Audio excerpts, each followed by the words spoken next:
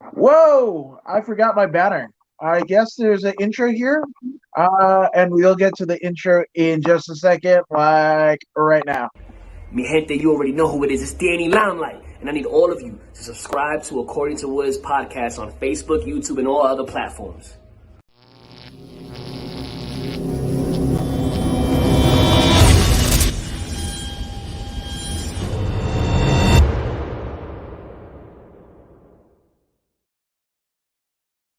What's good, party people? This is According to Woods, and I have the honor and privilege of talking to my friend. He is mixed martial artist, personal trainer. He's the one and only Jacob Smooth Rockymore. What's Jake, going what's going on, on? man? Nothing much, man. Just maintaining, with this COVID and stuff, everything been slowing down. So trying to find my tournaments, trying to, keep in shape and everything. Waiting for the next one. No, man, it's hit everybody different from health wise to career wise to money wise. I don't know who hasn't financially been kind of doing this whole like year because who has a year's worth of income to to just kind of play around with. Yeah. Definitely, definitely. But I do miss fighting, man. That's one of my first loves. I started it when I was 17 and never got away from it. Still can't get away from it. So I'm still gunning from the top. Now I gotta ask because one of the things that has kind of gone by the wayside. There's been many a things that have gone by the wayside in the last year. It going into, I mean, we're in February, deep into the trenches of February of this year, and it's Mhm. still, and it still persists, right? But I mean, what did 2020 theoretically mean for you as a fighter? Were you scheduled with fights, in the docket? Like, where were you at in terms of, your career? So 2020 was damn near down the drain with my fighting career because I, got a new child now and everything like that. So been handling business with that and trying to get my money because fighting wasn't paying me at the time. So I would get a little something here and there, but you still got to land on your feet. But fighting wise, I was still training. I was still working people out and going to 10 planets still. And I went to the yard a few times and hit up my head coach and I was still trying to fight. Didn't get anything scheduled, but you know it is what it is for 2020. It was hard to find anything in California. You kind of got to go out of state. No, 100%. And that's one of the things. I mean, there has been a lot of opportunities that have been presented, to professional fighters, right? But the catch-22 of all of that happening, right? Anybody that wanted the call. Now, the calls are happening more and more readily, but also the places in which to do that. There's just the UFC, Bellator, LFA, Invicta if you're a female fighter, and Asia. But as a US based fighter or a Canadian based fighter, Hmm. one FC is kind of far and away because I mean the travel restrictions and what have you. So it almost forces a lot of amateurs to have to go pro in terms of necessities. And I know many a amateur fighter that wanted to maybe do a couple more fights, win a title, win a California state title. If you're based here in California as an amateur, and then kind of ascend to pro. But that doesn't look like it's going to happen because I mean, we're looking at no live fights until like 2022 Yeah. in California. hmm So basically, I was like, I got my last fight was a title shot, and I actually won a title, and I was trying to go pro after that. And then as soon as that happened, all this COVID stuff happening. So I wanted maybe one or two fights to defend the title, or maybe win a state title or something like that. But like you just said, that's kind of hard to come by now, especially now. But my plan is to go pro and start where I basically was at, because I feel like I'm a great fighter and I always exciting. What I'm saying? All my fights are exciting. You can go look at them yourself. All of them exciting. Win or loss, you always, could take something from it. And that's the game of it. But my last fight was a title shot. I'm ready to go whenever I get, the call.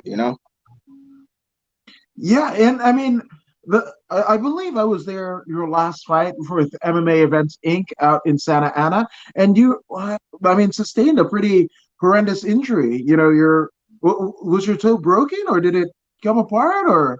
That was the fight before my last. I actually, Okay. yeah. So it was in Santa Ana. So what had happened was I was going for the wrestling takedown. I pushed off the cage. My toe got caught in the cage, and when I got caught, I pushed off, and I didn't even realize. So it didn't break, fortunately, but it did basically was like hanging off, and I had to get it sewed up right there at the ringside. You know, my adrenaline was still pumping, so I really didn't feel it, but it is what it is. You get injuries every day, more injuries in the gym than you do when you fight. So I had maybe 3 injuries in my whole fight career while the fight was going, and until I know I can't fight no more, I'm gonna keep on fighting. You know, it's like all the other warriors out there. You know. Man, that's but I mean you figured out a way to not only convalesce that injury, but also, you know, kind of return because you did fight before Mhm. COVID you know, kind of threw everything out of whack. So I mean, how did you feel coming back from such a horrendous injury? I mean, a lot of people could have just said, you know what, done. Yeah. That's it. You know, that I guess. I mean, your toe, right? For those who are with all five, you know, five aside, 10 Yeah. total, right? Uh, That's yeah. yeah, It you was know. way worse when I actually got home and actually took the bandage off and looked at it. Then I'm like, oh shit, you know, look at this, you know, like this is like basically hanging off and I gotta take care of it. I can't walk, you know, but it didn't discourage me because I felt like I was doing better than I thought I was in that fight. And, you know, unfortunate things happen all the time. I actually got injured way more times training than I did in the fight. So if I was gonna ever quit, it would have been in the gym, you know, not in the ring. So that's where I come at it from. You know, I gotta get back in there and just fight. You know, I was able to walk, I was able to run, I was able to, you know, train, do everything I'm used to do it. So why not go at it again? You know. So that was like super minor from what I've been through. Been through surgeries, been through arm dislocations, knee dislocations, you know, ribs broke, all types of stuff. That was just super minor to me. Yeah. So I mean, I gotta ask because that's a tumultuous injury for anyone to Mm. go through in any type of vocation, right? I mean, if you were, you know, working on a particular like construction field or whatever, and your toe dang near gets ripped off, you'd be like, or like, I'm probably gonna sue, right? So, Yeah. you know, for you to you have that horrendous injury amongst others that you sustained in your career, you know, and then the first thought is like, how can I get back? You Mm. know, it speaks to your love for your craft of mixed martial arts. So, how did mixed martial arts ending up coming into your life? First, it was actually watching it on TV with my uncle. You know, he always used to bring like VHS movies and everything. He finally showed me like this is what I've been watching. It's like the first few UFCs or whatever. And first time I saw it, I was like, I did not know you can fight with every single part of your body. You know, like from every aspect, and that really intrigued me because I always wanted to box, but you know that didn't happen. So eventually, when I got a little bit older, I started looking more and more into it because after high school, I was like, what do I want to do? I really wanted to wrestle, you know, and I wanted to, you know, scrap with people and everything like that because I was small in high school. So I was like, I need to get stronger because I'm tired of getting punked, you know. So it's like I had to go in there and, you know, show everybody what I was. You know, I always, from the day I stepped in the gym, I have to prove myself because I am the smallest person on like damn near every team that I ever joined. You know, so I had to bring everything. You know, every single time fighting against guys, sparring against guys who have been training for since they were 12. You know, stuff like that. So that's what basically where the love came from is like seeing how much I can move, see how athletic I was, see how fast I am. You know, just moving around, dodging punches and striking back, we getting hit. You know, taking people down that wheel and you know submitting them in the gym and everything. So had my first fight, you know, and then on it was like, yeah, this is what I want to do. This I lost my first fight actually. I still kept going. You know, like this is not the end. I want to do more. In the next fight, I won. You know, so it's like, yeah, this is definitely you never get the praise and the glory that you do when you win that fight and you get your hand raised. It's like no other feeling I've felt before. So I always go for that high. That high is something that I never feel and never will. I feel like so I can keep going no matter what happens to me. Now, who were some of your favorites that you watched in those formative years that you were a fan? The first one that really caught my eye was Vitor Belfort. I think it was a fight where he fought Marvin the Beastman Eason, and he cut his eye open. Oh my goodness, that was like probably the most memorable fight for me. That was a little bit later in the game, but that fight right there is like, damn, did you really just gash his eye open? Dude got right back up and was just like talking to everybody, like he just didn't get his face sliced open. It was like, come on, dude, like I want to do that to somebody. Got like a little evil streak, but I gotta want to do it. So I started training, and from then on, it was Vitor Belfort, it was Anderson Silva, it was I love Damian Maia just for his grappling alone.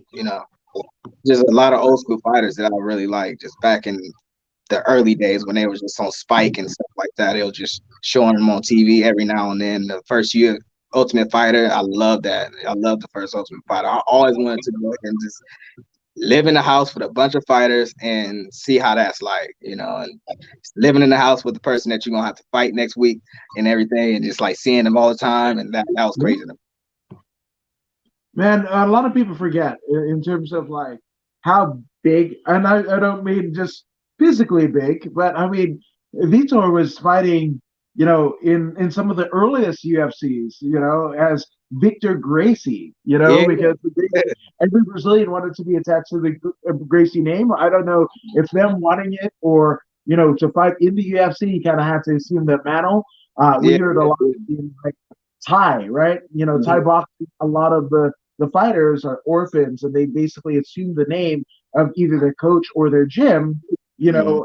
as a way of respect, right? And that's how Exactly. Vitor kind of did it, and he was doing it in shoes, just knocking people out. You know, Yeah. incredible. He was the Oh, phenom. yeah, yeah, yeah. He got his name for a reason, right? Just flying through the air, flying knees, and just knocking people out left and right, super fast on his feet. That's what I was going for. I wanted to be dangerous like that.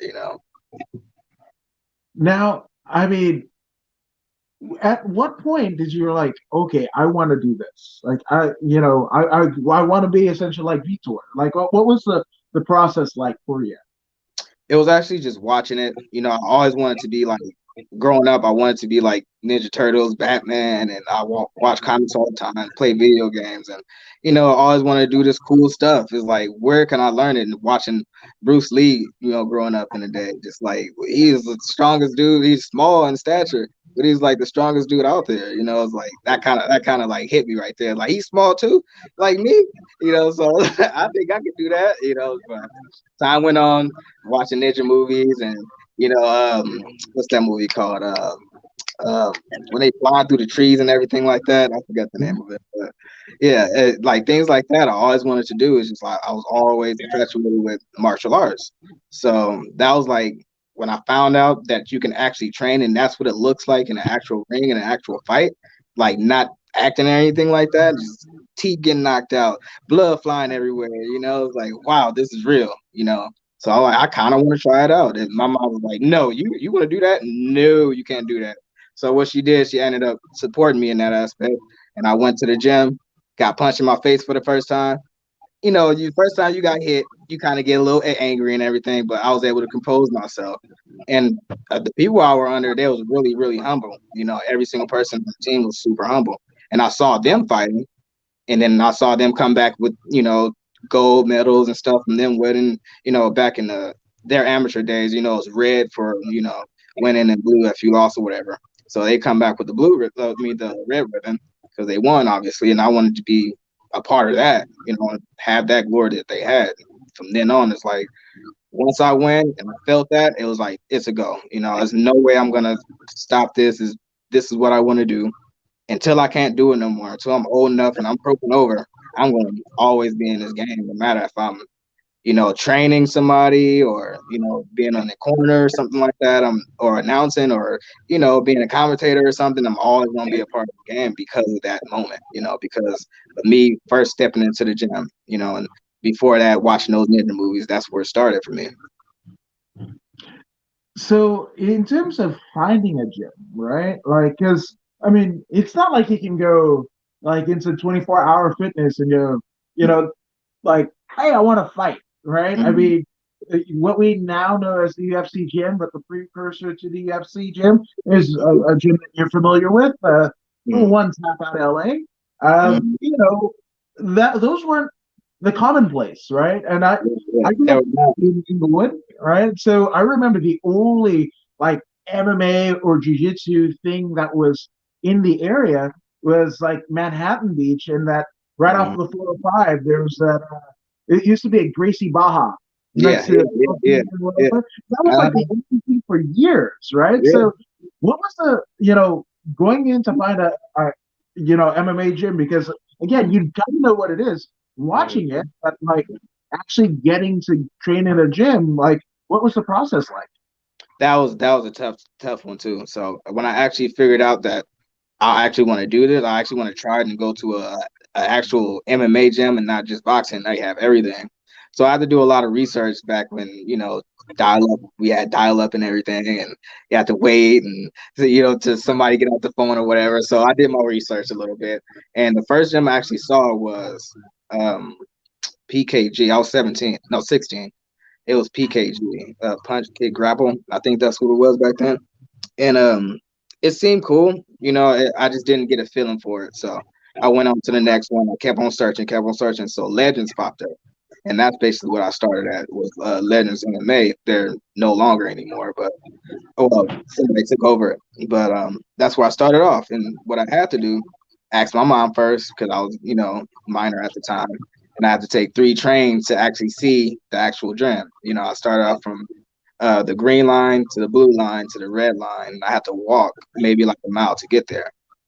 So me and my older brother, he was 18 at the time. He just took me, and he trained for the first time with me. It was actually separate from where they was. It was a gym, MMA gym slash pole dancing gym. Like they had both in the same. So what was that was is I had to go across the street. It was a part of the boxing gym across the street, and they just talked to me about it. I took my first Muay Thai class, and man, that took off. And my brother did the same class with me, but he quit the first day, and I'm younger than him. So that told me, like, okay, this is what I want to do. This is not for everybody else. So I just kept going, getting better and better. First year, had my first fight without any grappling. I didn't have no wrestling, no jiu-jitsu, no anything. Because it was solely just at that time, 10 Planets split up, and then they went somewhere else. And then the head coach, he had just his Muay Thai gym. And when we merged back together, that's when everything came together for me. You know, so it was a long process, a real long process for me, a real long process. But it didn't start overnight. I've been in this game for 11 years now, almost 12. So it didn't start from overnight. That, which I gotta ask, because I mean, to me, there's a tenacity there. A lot of Mm-hmm. people call it grinding and everything. I personally don't, just because I mean I grew up in England. Like, grinding and hustling, those are the things that you didn't want to do, right? So Yep. like it's persevering, right? It's overcoming like tumultuous odds, right? But there's right now where everybody's essentially experiencing some kind of tumultuous odds in their own right. What, Mm-hmm. taking those 2 trains and all of that jazz just to be able to get punched in the face and learn how to do it to other people. What did that instill in you, to actually do it? Did it make you, the love for the art grow anymore? Yeah, I mean, the love for the art was always there. When I was doing anything, they didn't like just talk down on me, saying you didn't do this right. They was actually showing me, break it down and everything. And I would love to take the trains over there, because that was my time to just be alone and just clear my mind before I get there. listen to music. It would take me maybe an hour and a half to get there every day. I would go there 5 days a week, 5, 6 days a week, stay there for 3 or 4 hours, taking all the classes I could take. It's just like I love this. I want to get better fast. I want to catch up to the guys that started up when they were like 10, 11 years old. So I felt like I had to catch up. I was doing a catch up game, just like grind, push as hard as I can, push my body to the absolute limit, just so I can, see how good I can get in this amount of time. Because I knew I was young, my metabolism was fast, and I, really wasn't getting injured, so it really wasn't, a reason for me not to do it. I wasn't really, I didn't have a job because I was young, so that's all I had. Didn't have a girlfriend at the time, so it was just like, just go to the gym, push yourself as hard as you can, for as long as you can. And I ended up as this, Which I mean, it's crazy that you did all of that. I mean, for the chance to eventually fight, and I think it's pretty awesome, and it tells a lot about you as a person. Mhm. Yeah, definitely, definitely. It's a hard road, and that's the thing. It's not for everybody, and I tell them that from the start. A lot of people tell me, "Oh, I want to get into MMA, and I got the tenacity for it and everything." I was like, "Okay, this you once you get in there and stuff start happening, it's not going your way. You get frustrated and everything. What you gonna do? That's what starts as mindset. I feel like it's more 80% up here than 20% on the body. So if you ain't got the mindset, then it's just not the game for you. It's really not. Yeah, which I mean, kind of building on that, Don McGuire of the Fighter's Voice wants to know: have you been inspired through adversity? Because I mean, that is adversity, right? Doing the travels on public transport. Somebody that's done it himself, it's not a fun deal, And the toe injury. That I mean, these are adversities that you time and time again had to essentially face head on, Yeah, for you to get a chance to be able to do what you said you wanted to do. yeah, I definitely came through a lot of adversity. It's just where I grew up. I didn't want to be in that spot anymore. I grew up in South Central. Always fighting over there, shootings over there. So it's like anything to get out of that area, to get out of that space in my mind. I would take those three chains, and those three chains actually, you know, set my mindset. It's like keep on doing it, keep on pushing, keep on moving.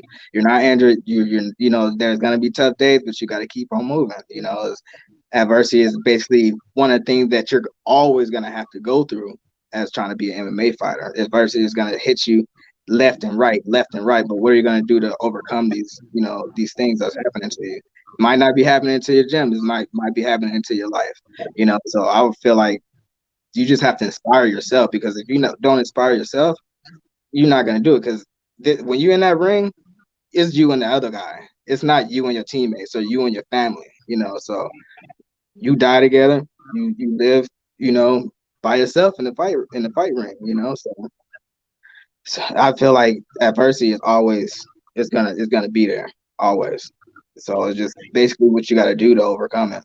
I just felt in my heart when I was doing it is to get out of the situation, where I was at, and that was basically my biggest motivation at the time. And seeing that I was actually getting better and good, and like, making other guys frustrated when I'm sparring against them or something like that. It's like the guys that I started off with, I'm frustrating them now. So that means that I'm getting better and I'm actually doing right. So that basically pushed me to keep on going. Which I think it's kind of fun. But I want to go from your training to you basically fighting your first fight, because the fun thing that I I think about and have feelings about is the fact that you fought U of MMA back in 2016. I Mhm. do another show, Voodoo in the Woods, with Pius Lobo, better known as Voodoo Maximus, a former U of MMA champion. So Mhm. I want to know, from you starting to train to getting to where you were in let's see, what was it? It was literally November 13th, 2016, in U of MMA. But talk to us through the process. How long did you train, and What did you feel on that night against the Angel Diaz? That was a fun one, man. That was a real fun one, actually. I was in Vegas for 3 years, and I was actually training out in Vegas, and I was supposed to fight. I was part of Syndicate MMA, and that's a huge gym, super huge, biggest gym I've ever been to. And I was training hard out there. I actually got injured, busted my knee up, and so life stuff happened. So I decided to come back out to California. And Jay Tan, he asked me if I wanted to fight. I was like, yeah, I've been ready. I was actually supposed to fight like a few weeks ago. So I'm automatically ready. He gave me some guy first. I'm like, yeah, I was supposed to fight him. So yeah, I want that fight. And then the guy backed down. So I'm like, whatever, give me anybody. He said that Angel Diaz actually wanted to fight me. And that was my birthday, like, November 13th. So I'm like, oh yeah, that's perfect. My perfect, comeback. So I trained for I think it was three months, 2 months or something like that. They gave me extra time, and I found my old training partners in California. Hold on, give me 1 second. But I found my old training partners in California, and from then on, we were just training and training and training. I'll have to get my charger real quick. I'm sorry. Uh, so we were training and stuff like that for about 3 months, and after that, I can you give me the charger? Give me the charger. Mine. And after that, we basically I went out there, got the fight with Angel Diaz, and then I just knocked him out in the first round, dude. It was like I just trained like I used to, in the boxing training and everything like that. I hit up my old boxing coach, and he actually helped me for that fight. So that was a good one for me. That was a real good comeback. I enjoyed that fight a lot. I really did. Um, but it was just a matter of a lot of jitters for me. It was a lot of jitters for me, and just basically coming back and getting back in there. It was like, do I still want to do this? Do I still want to fight? And when I got back in there, everything else went away. I started training in the background. I mean, in the back room, and everything just really went away for me. Just all the feelings of I used to have came back. Wanting to fight and actually being in there. And man, I was sliding all over the ring, dude. I remember a fight from it was yesterday. It was really fun. Like that was actually the first time I had fun in the ring. Like I danced out to the ring. It was like something else that I probably never ever felt before until that time. And from then on, I've been pushing to get that same feeling. Um, but yeah, Andy Diaz, he was a good guy. Actually gave him a drink afterwards, and we drank a little bit after the fight. Had a shot together, and he was a good guy. Stepping up because he knew nobody wanted. I don't know why, but maybe two or three guys dropped off that particular um, that particular card, and from then on, it's been happening. It happened multiple times. The guys drop out with no excuse. And that's annoying to me. That's really annoying. It's like if you're in a fight game, I thought we were supposed to fight. It's like, well, why are you dropping out of the fight? It happens all the time. People have different excuses, but I would say that Angel Diaz fight, he stepped up. I had more training than he probably did, but at the end of the day, whose fault is that? It's not mine. I did my training. You got to do yours. No, sometimes it is like that. Which you mentioned about trying to figure out if you still wanted to do this or not. Mhm. Don McGuire wants to know what does pride, passion, and perseverance mean to you? I mean, first of all, pride is everything. If you don't have pride, then shit, everybody think you're an asshole. Honestly, and perseverance. You just gotta keep going, man. Like no matter if you lose, no matter if you win. I mean, you learn everything from something. From that fight, from that training camp, something. You learn something. And what was the other one? So pride, passion, and then perseverance. Passion. Okay, passion. Man, if you don't have passion, then how you gonna get better? Like if you don't have passion for the game, that's the whole part of martial arts. You gotta have passion. You gotta have dedication, discipline. And after everything, you gotta love it. You gotta love what you do because a lot of the times you're probably not going to get a fight, or you've been training for this amount of time and you ask your coach when I'm going to get a fight, when I'm going to get a fight. And then it can be months because you don't think you're ready. If you don't have passion in the game, you can get, frustrated, agitated, and decide to go to another gym because of it. And that can screw you up without you even knowing. And at the end of the day, I feel like, when you have that passion, it doesn't matter who's, in that gym with you. It just depends on you focusing on yourself and hitting that bag, or whatever, trying to get your kicks better, trying to get your punches better, trying to move around the bag, get your footwork better. You know, the distance between it, you and the bag and everything like that. It's just little things and little steps, you can take. If you have the passion, you're automatically gonna do. Because there's been times for me where I've been in the gym and there's nobody else in there because the class is over. I would stay after the gym and hit the bag for about 30 minutes, practicing whatever we just learned, or practicing my left kick because it sucked, something like that. It's not because I'm trying to impress somebody. It's because I got this passion that I want to be able to kick somebody in the head with my left foot, or be able to use my left foot when I'm in the ring and not be so scared about, if I'm throwing it or something like that. That's what I feel like that's what it comes down to. No, 100%. I love that you said that. It is what it comes down to.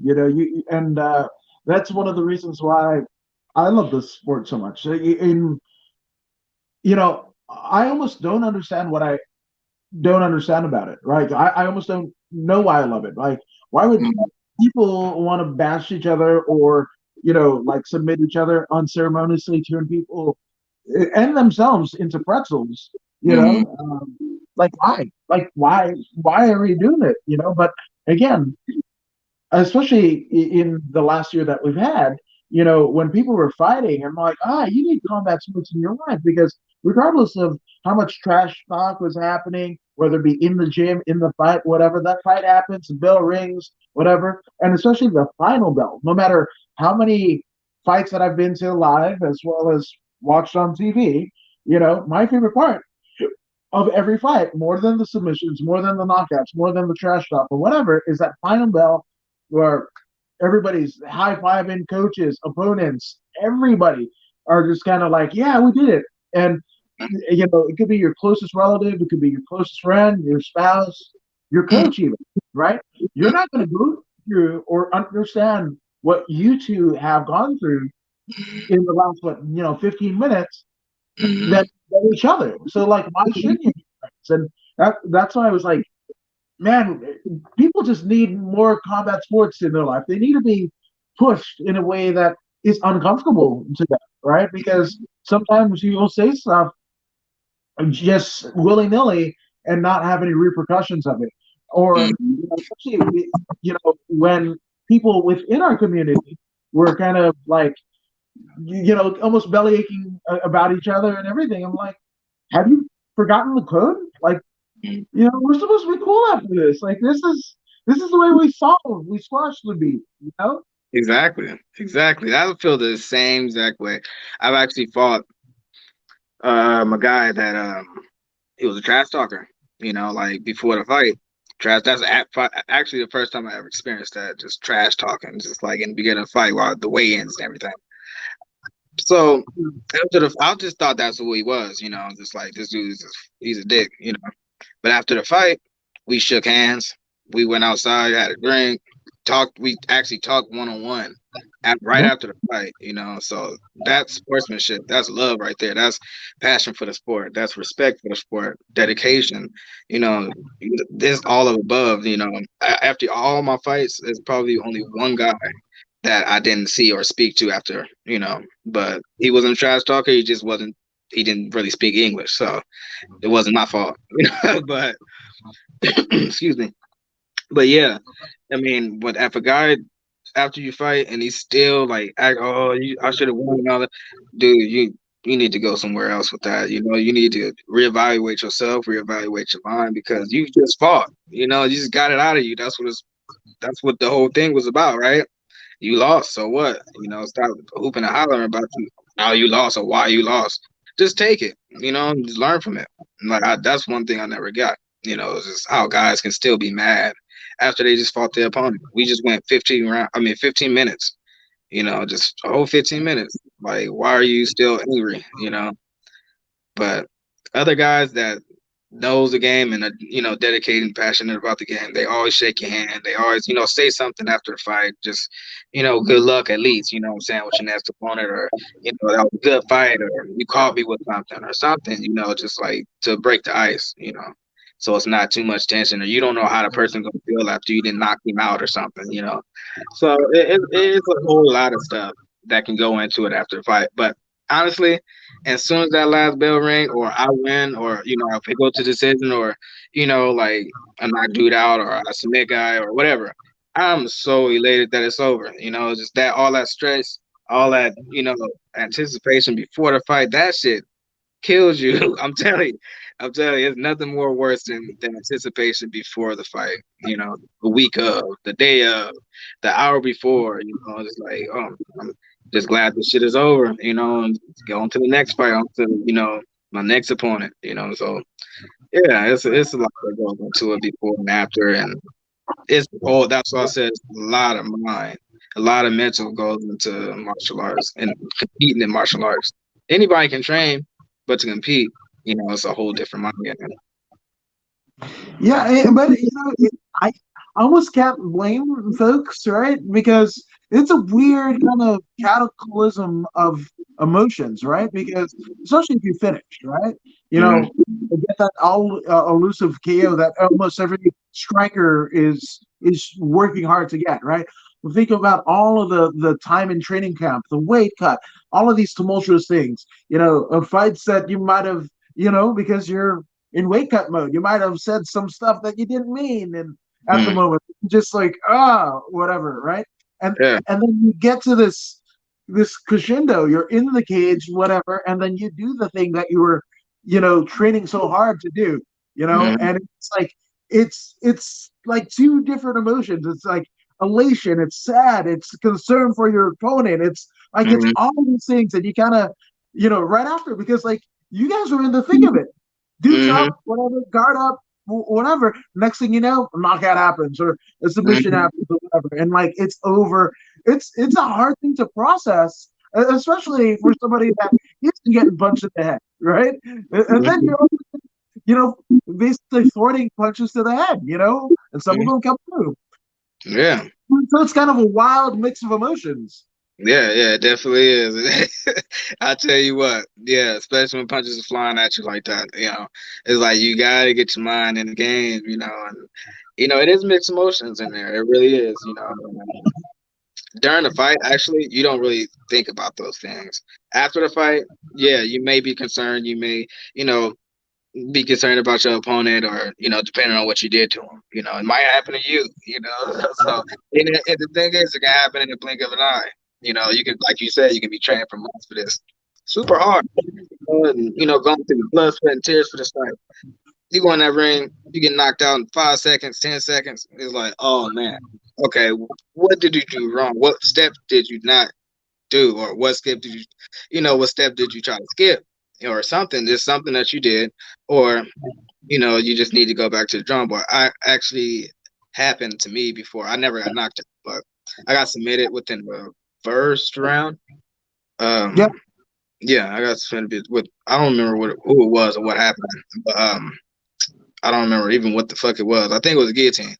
But usually when it happened to me, I was already injured. My shoulder popped out, my toe got ripped open or something like that. It's always some freak accident that happened to me in my fight. But one of the ones that I do remember, it was the third. It was the third round. Only a few seconds left. I was winning both rounds. Just tearing dude up, just like eating his face off every single punch. I was landing everything. He hit me a couple times, but it wasn't too bad.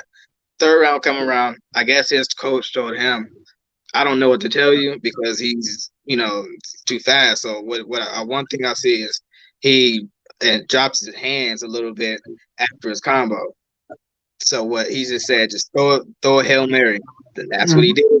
Hit me with a Hail Mary. I dropped to my knees. The ref just jumped all the way on me. As soon as I dropped to my knees, I'm like, dude, you could have waited a few more seconds. It's a title fight too, by the way. It's like, dude, you could have waited. It was a title fight. I was not hurt. Yeah, I got dropped, but I could get back on my feet. I was mad. I was mostly mad at the ref. I wasn't mad at my opponent because he did what he was supposed to do. I was more so mad at the ref because he stopped it too fast. It was definitely a quick stoppage. And the way I was beating him up, I was like, you should have gave me a chance. Like, you can go back and watch the video if you want to. I was beating dude up the whole 2 rounds. And third round, he hit me with some weird loopy punch, and sometimes those get you. So nothing you can do about it. I dropped, got back up, and I had another title fight the next time I fought.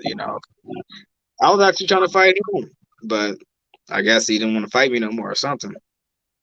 He the one who won. Why you don't want to fight me no more? So it is.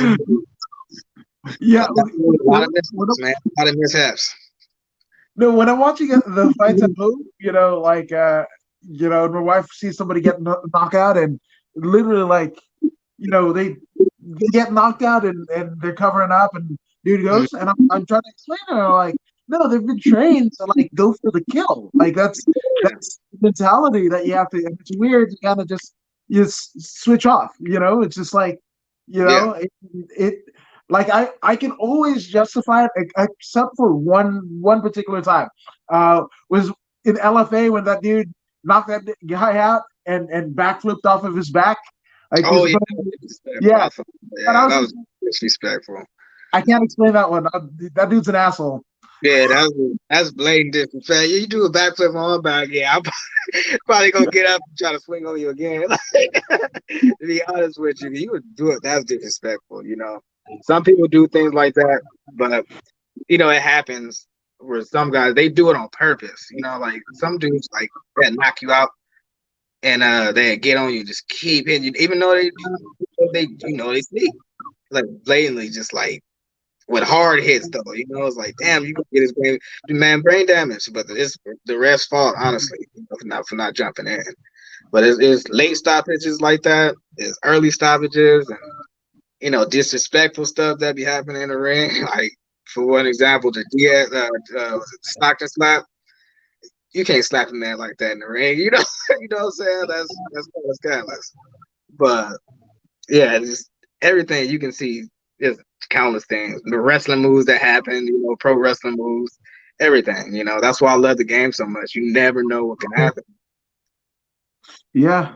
Now, in your particular instance, Libby Canella, and shout out to Fearless Women MMA, who will be having an event next month.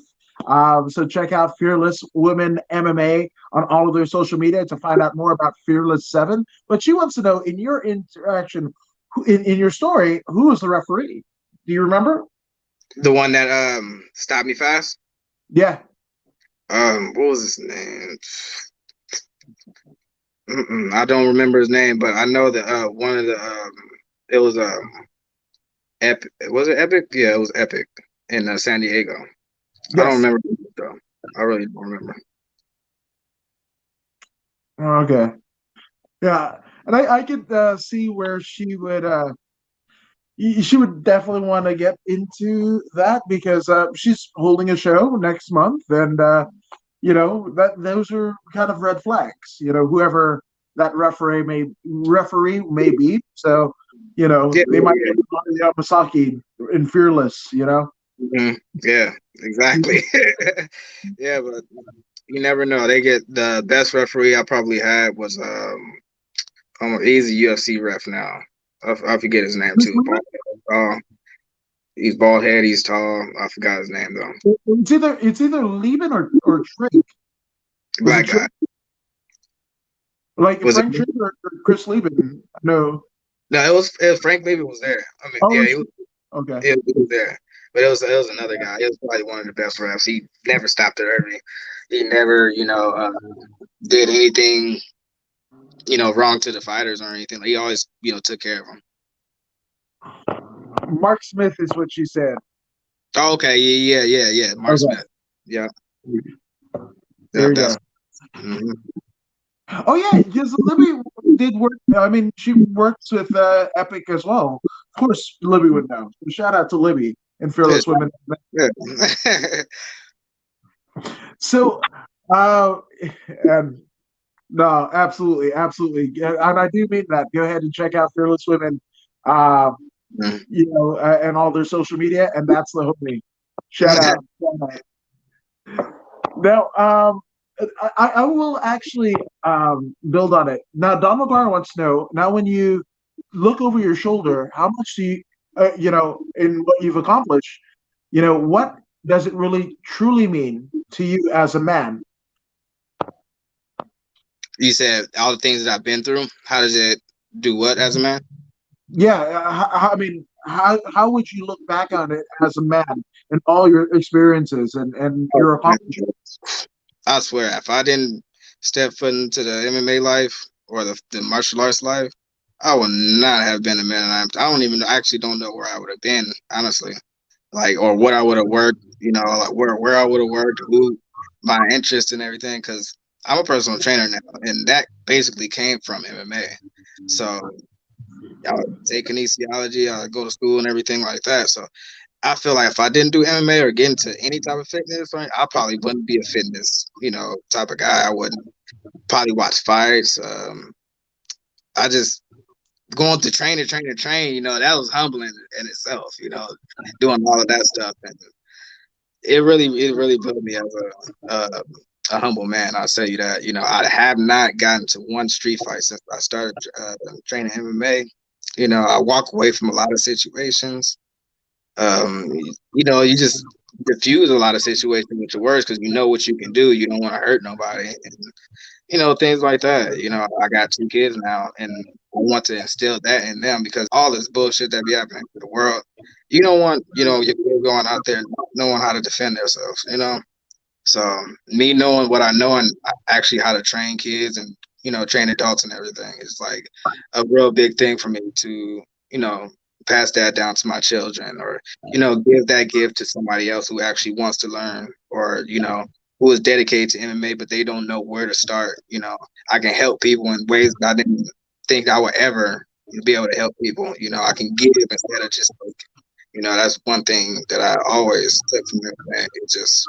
It builds you, inside and out. You're a totally different person. I see people all the time who never trained, never, step foot in the gym, never worked out before and everything, and they go come with me, and I can get strong. I can show them how to strike. I can show them how to kick, how to defend themselves if a puncher coming, defend a choke, or from just everyday regular life things like assault, possibly attempted rape or deadly weapon, whatever the case may be. If you learn these things and you can teach and give to other people, I feel like that's humbling in itself. So MMA really changed me as a man. I feel I would today I would not be the person I am today. I would probably God knows what I'll be doing. Yeah, which I want to go one further. Now, um, obviously, for those who know, you have a beautiful daughter, Jordan. And congratulations, you just had a son. So, with that all being said, how would you want your children to kind of look at you and what you've accomplished in their and use that as catalyst to achieve their own hopes and dreams in their lives? So I would basically just anything they want, even if they didn't want to fight, they gotta learn. I would encourage my kids to do anything they want to do in life. I wouldn't take anything away from them. Anything they want to do, I'm gonna push it hard. And just having MMA as a background is already gonna motivate them to know that they can do better and reach the goals that they want to do. Never give up no matter how many times. You've seen Daddy in the ring, win, loss, whatever. Draw. It doesn't matter. Daddy still gets back in there, still fights, he still trains. He is strong. He's one of the strongest people that you ever gonna meet. So it's just having that, that martial arts background and being able to show that to your kids and knowing when they go out there a little bit older that they're gonna be able to protect themselves, because I wasn't at that age. I didn't know this stuff. Nobody taught me how to, defend a punch or defend a choke or whatever. I didn't know that until I was 17 years old. So being able to give that to my children, that's just something else, that just another trait that they can learn and take into their own personal life. Not even for fighting, just for getting a job, for going to school. Just like you can do anything. If you get knocked down, get back up, brush yourself back off. Let's get it. As long as don't ever give up, because daddy's been knocked down. I still get back up and I still keep pushing. So being able to them to see that, I feel more good about what I've done in my life, in that aspect of, martial arts and, personal training and school and everything. And, still dealing with personal life. So if I can do it, I feel like they see that, they be able to do that and instill that into their lives. I love it. I love it. I absolutely love it. Now, obviously, you have affected your children, hopefully in a positive way, right? So, Don LeBron wants to know, as a warrior, we become the people who create us, right? So, who's that mentor that has changed your life? Oh man. It was a lot of. I didn't have just one mentor really. It was multiple, people that in the gym that I first started off in, that really, until this day, I still talk to. They're still. I can still call up on them if I ever need anything, or even just want to do a little training time or something like that. And I would say one of the biggest influencers for me, because we kind of came up from the same background, was Eddie Jackson. Or if you know Eddie Jackson, he's a very, very good boxer, very good MMA fighter. And we used to talk all the time. We hung out, many times, and he's just a really good guy. And I always looked up to him as a fighter. He was really good. And Ali Bobain, he started off with Legends MMA also. He's in the UFC now, 170-pound weight class. And I just looked at him for the style, how he threw his punches, how he threw his kicks, how he moved his feet, and I would ask him sometimes, like, can you just teach me just one little thing that you do? I would look at him and copy every single thing that he did, or try to if I couldn't, because it was like a damn Power Ranger, dude. Like, swear he doing flying kicks and all this other stuff. I'm like, man, yeah, I gotta get like that. I'm not athletic enough to do it, so I was one of the other people that I was looking up to in the gym. And Chris Brady, he was a MMA fighter, really good MMA fighter, only a weight class above me. We always used to train and spar. He used to kick my ass all the time, all of that gym, with everything. He didn't hold nothing back, and I love him for that. Don't hold anything back. Don't matter. I'm not gonna get hurt. Just teach me what you know. Let me see it. And he always did that. And my coach, Chris Riley, he was a super good Muay Thai teacher. Like, went over Thailand, won the King's Crown, and all types of stuff. So those people always influenced me to be the best fighter, be the best. And they were all older than me too, like, a lot older than me. So hanging out with them and seeing what type of men they were and how long they've been in the game really influenced me to, keep on pushing, keep on fighting, keep on, getting better at life, and seeing them every day. That really helped a lot. Those are my mentors for until I left to Vegas. I love it. I love it. Which, I guess this would be no better time than now. There have been a litany of people that have helped you along the way, besides the ones that you just mentioned. So let's get some shout outs out of the way, my man. Oh, let's go ahead, man. I'll start off with my boy Matt Spencer, head coach. He was the head coach of the fight team that I was currently on. I'll go ahead and shout out my boy Christopher Cruz. That boy always. I saw him in the Black House gym too. We trained together there. I'll go ahead and shout out my boy Alexis. He one of the boys that I always train with. Hitting hard, don't matter. Mario Lopez. That's my boy. We always having fun, no matter, making jokes in the gym while we training and everything. Lila Samaja. Yeah, she's one of my jiu-jitsu favorites to roll with, especially Jennifer Dietrich. She is an awesome person all around. She's She actually passed me in belts because I haven't been in jiu-jitsu class in a while. But yeah, she can kick my ass now too. Eddie Bravo, he's always been one of the best senseis and coaches that you probably can ever, train under, no matter what. He's funny. He's like a man when it comes to jiu-jitsu, So yeah, man, I'm gonna shout them people out right now. If I'm missing anybody, I'm sorry. But I can't talk, remember off the top of the head, but I apologize. Y'all, I still love y'all. Yeah, and you can blame me. Like I put you on the spot. So he had no idea that the question was going to be asked. So yeah, blame me. Just blame me. No, Dr. McGuire giving you well wishes and says, "Stay strong, young king." Thank you, That's brother. awesome. Yeah, always. Now, again, so in terms of like assuming everything can return to a semblance of normality, right? Where would you like to be, whether that be in fight or not fight at all, just in your life by this time next year? I mean, honestly, I still want to fight. That's not going nowhere. That's not going anywhere. I'm still working on my degree, my kinesiology degree. So I'm working towards that. You still got to get that money. You got to have that backup plan because you can't fight forever. I'm getting at the age. I'll be 30 this year. So I got to do something else. I'm not giving up, but I got 2 kids I got to take care of. So that's the route that I'm going. Still personal training. Still helping people out. But honestly, 100%, I'm not gonna give up on MMA until I drop dead. So until I can't fight no more, I'm still fighting. I'm actually training for the jiu-jitsu competition coming up next month. So y'all can come tune in, or you can tune in over or the online or whatever, however you want to see it. It's high rollers.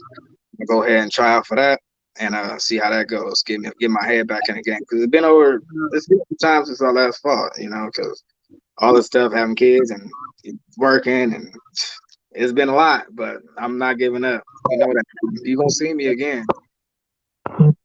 Well, I can't wait, good sir. I can't wait. So and then, dude, I miss you. Just like we used to see each other like a couple Yeah, times a month, or whatever, and then it just went, and that's kind of the genesis of the podcast where, you know, mm, and you've been on like I used to just do like Facebook lives, mm-hmm. random and whatever, and you know, uh, obviously the last year has hit everyone differently, right? So this was just kind of a way to build a community and kind of see how each other were doing, got to check in, and that's why the comment sections are up. Like if some people are having a bad day, there have been times where you just like DM, like, yo, Yeah, it's kind of weird. Like, is everything good? Because it's just like, you don't know, and unfortunately, I think a lot of us have lost people, yeah, whether that be, because of the COVID, just, the restrictions, there's just been a sense of loss all over the place, right? The yeah. world, right? So it's a way to kind of inject some more of the substance back, I guess, right? Like instead of losing, let's all win. And if we're gonna win, why don't we just win together? How Right. about Exactly. I'm down with that 100%. I know many people that lost, family this year, like you just said, either from COVID or from natural causes or whatever. And I'll reach out to those people, see how they're doing, and make sure, like you said, if I'm gonna win, I want everybody to win with me. So that's how it goes. I want everybody to eat with me. Yeah, I love it. Now, I'm sorry I skipped over this, Libby, but Libby says tough enough. To Oh, which Don Martin saying the Mayer family is righteous. So shout out to Tough Enough in Vegas. So yeah, yeah, yeah. Oh man, there we go. Yeah, tough enough is my Oh man, I love Tough Enough so much, man.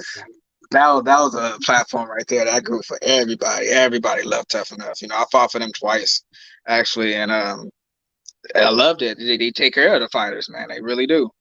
yeah, absolutely. And just shout out to all of the promotions that unfortunately, we've, I won't say we've lost, right? Because they're not going anywhere, but they haven't been able to run shows. And again, like I said, there's a reason why a lot of amateurs are kind of turning pro prematurely is because the amateur and regional, pro promotions, they're kind of non-existent, especially here in California. So, just shout out to all of those promotions worldwide that are doing right by fighters.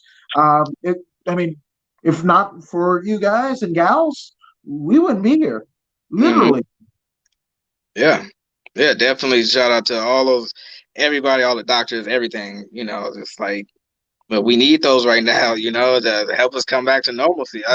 Everybody been dying out here, just especially in California, dude. LA, ooh, we can't do nothing. So yeah, man. Just shout out to everybody that's out there helping some type of way. So I really, really appreciate that. Yes, absolutely. Now, Jacob, I can't thank you enough. I'm glad that you're doing well. And I continue to usher you and like uh hope for just the best for you and your family. I can't appreciate you enough for doing this. Thank you. I appreciate you, Adam. Really, really, man. I've been waiting to do this with you. Finally got you. Yes, Thank you. yes, I man. appreciate you. It's been a long time coming. Yeah, yeah, yeah. Now, for those who want to see what you're up to on social media, where can they find you? They can go to at Jacob Rockymore or I mean, yeah, that's about it. I only use Instagram really, so at Jacob Rockymore. That's all me. That's all you need. I mean, You uh, need. many would say, many would say, make the best of what you have, and you'll never have to need anything in your life, right? Yep. One thing. If it ain't broke, don't fix it. Hell yes, oh yes. Well, thank you guys for joining us here at According to Woods. And if you haven't already done so, go ahead and like, share, and subscribe to the According to Woods podcast on Facebook, YouTube, and Twitch. I mean, Jacob, you're subscribed, right? Yeah. You got to. Adam Woods, baby. Damn right. So be like Jacob Rockymore. Be smooth. I don't think many people could be as smooth as Jacob Rockymore, but you can come pretty close. And that is by subscribing to the According to Woods podcast. So go ahead and do that. But if you don't believe me, if you don't believe Jacob, well, guess what? Here's Zeta saying to help you out. Hey, this is Zeta Zhang. Make sure you subscribe